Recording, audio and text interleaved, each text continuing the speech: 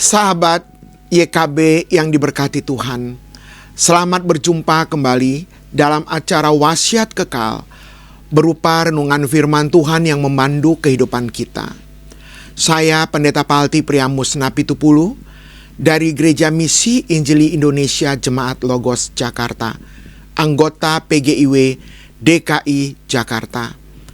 Renungan kita hari ini, Minggu 15 Maret 2026, ditulis oleh Pendeta Hariman Apatianakota dari Universitas Kristen Maranatha Bandung dengan judul Menjadi Bagian dari Solusi, yang dinandaskan pada Injil Yohanes pasal yang ke-9 ayat yang pertama sampai dengan ayat yang ke-41.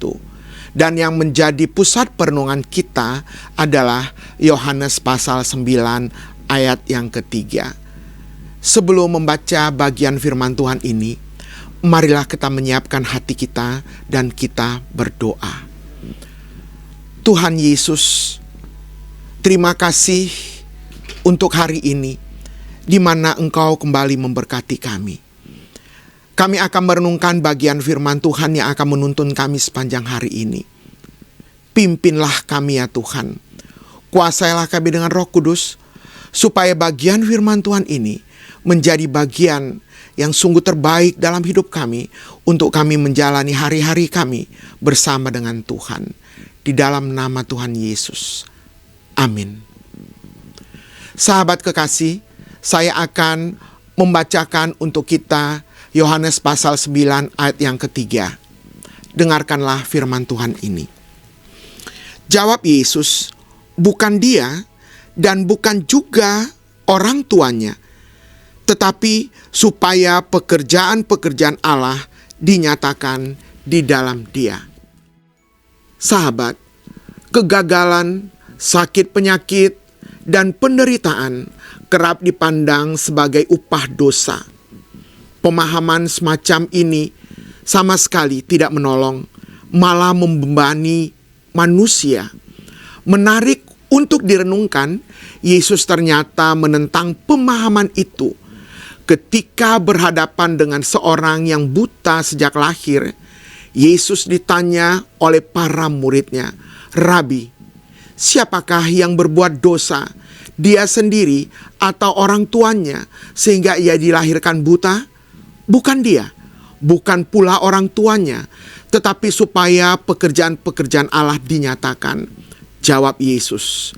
Jawaban ini memperlihatkan ajakan Yesus untuk tidak menghakimi dan tidak menambahkan beban seperti yang dilakukan orang-orang Farisi.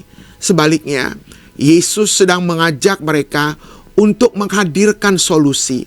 Mata yang buta mesti dicelikkan supaya manusia dapat melihat, menjadi berdaya dan berkarya, menghadirkan kebaikan. Itulah yang dilakukan Allah.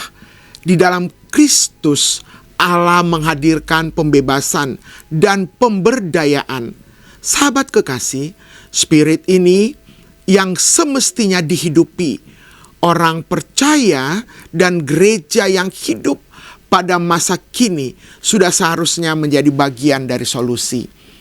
Pandangan-pandangan teologis yang tidak konstruktif, sebagaimana disebutkan di atas, harus ditransformasi. Sikap fanatik seperti seorang Farisi harus ditinggalkan. Berkaryalah seperti Kristus, hadirkan pembebasan dan pemberdayaan, supaya kasih dan damai sejahtera Allah dapat dirasakan oleh manusia. Saudara kekasih, menutup bagian firman Tuhan ini, marilah kita berdoa. Bapa yang baik, di dalam nama Tuhan Yesus, kami sadar bahwa kami adalah manusia-manusia yang terbatas. Seringkali berbagai masalah menerpa kami, pergumulan demi pergumulan, yang kadangkala membuat kami tidak sanggup untuk melangkah. Terkadang ada begitu banyak orang yang menghakimi kami ketika berbagai masalah itu ada pada kami. Tetapi ketika kami merenungkan firman Tuhan ini, kami menyadari bahwa segala yang terjadi ada di dalam kuasa Allah yang luar biasa. Tuhan memandang semua pergumulan kami. Bahkan oleh kekuatan Roh Kudus, kami dimampukan untuk keluar dari pergumulan-pergumulan ini. Dan selalu ada solusi yang terbaik yang Tuhan berikan kepada kami. Terima kasih Tuhan. Di dalam nama Yesus, kami sungguh bersyukur untuk bagian firman Tuhan ini. Haleluya. Amin. Demikianlah renungan ini yang kita renungkan pada hari ini. Jangan lupa subscribe, like, dan bagikan kepada sebanyak mungkin orang. Tuhan memberkati.